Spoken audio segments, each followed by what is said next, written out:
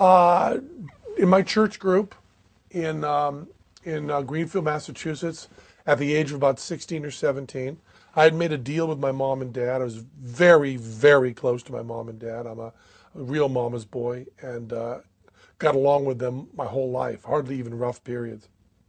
And they went to the Congregationalist Church, the Church of the Covered Dish Supper, in Greenfield, Massachusetts. Massachusetts is an old enough state that you could not charter a town without having a Congregationalist church. And this was the first one in our town. I mean, from back 200 years ago. And I made a deal with my mom and dad that I wouldn't have to go to church services Sunday morning if I went to youth group Sunday night.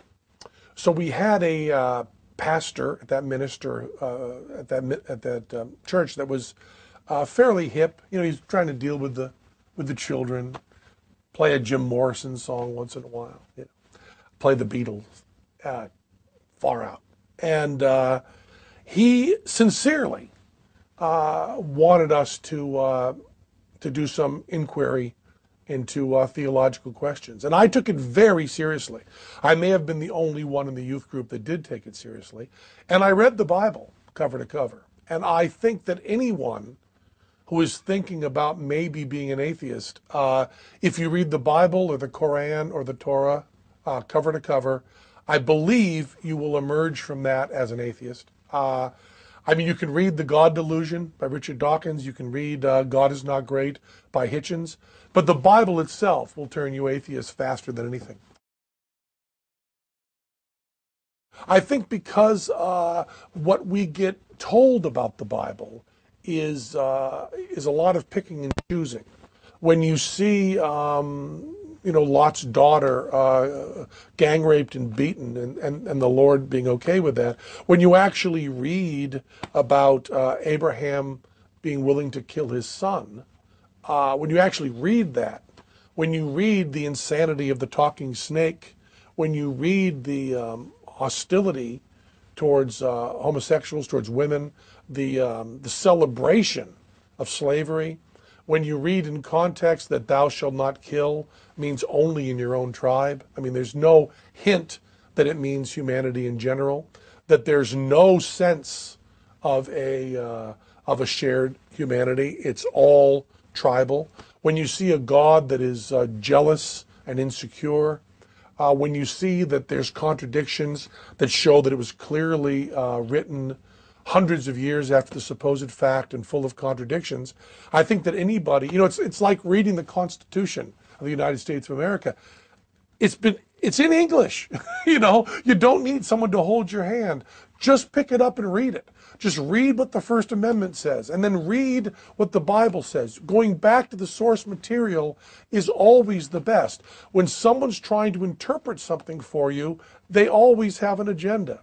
So I read the Bible, and then I read, you know, Bertrand Russell, and I read a lot of other stuff, because in the Greenfield Public Library, the 900s of the Dewey Decimal System, I mean, one of the few people that still remembers it, the 900s are theology, and they're only about this long. I don't know if that's all on camera. They're only about this long.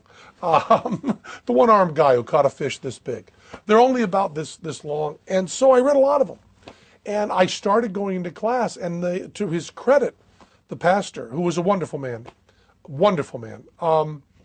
would let me talk to him about this stuff. And finally, after, I don't know, it's so long ago, but after months of this platonic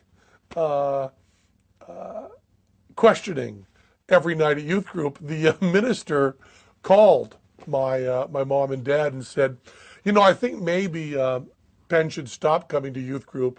He's no longer learning about the Bible from me. He is now converting everyone in the class to atheism. So I was asked to leave, very politely, very nicely, youth group. And then with the help of Martin Mull, Randy Newman, Frank Zappa, the idea that these three men were out of the closet atheists was so inspiring to me and so important to me. And reading interviews with somebody. And I remember being somebody in a religious, and I'm not a religious community like whack jobs, but you know, in a community where most everyone was Christian, having those people in interviews say the simple sentence, "There is no God," meant the world to me, and gave me joy, and gave me passion, and gave me love, and gave me confidence. And I think the first time I was interviewed, as presumptuous as this seems, and please forgive me, I remembered Frank Zappa's interviews, and I wanted to give a chance for someone else reading that to not feel they were alone. Now that's less important now. I mean, the population of atheists in this country is going through the roof. I mean, I'm now on the side that's winning. You know, it's over 20% by some polls. And I believe, if you counted atheism as a religion, it's the fastest growing religion in the history of the United States of America. So now I'm on the team that's winning, which is an uncomfortable position for me.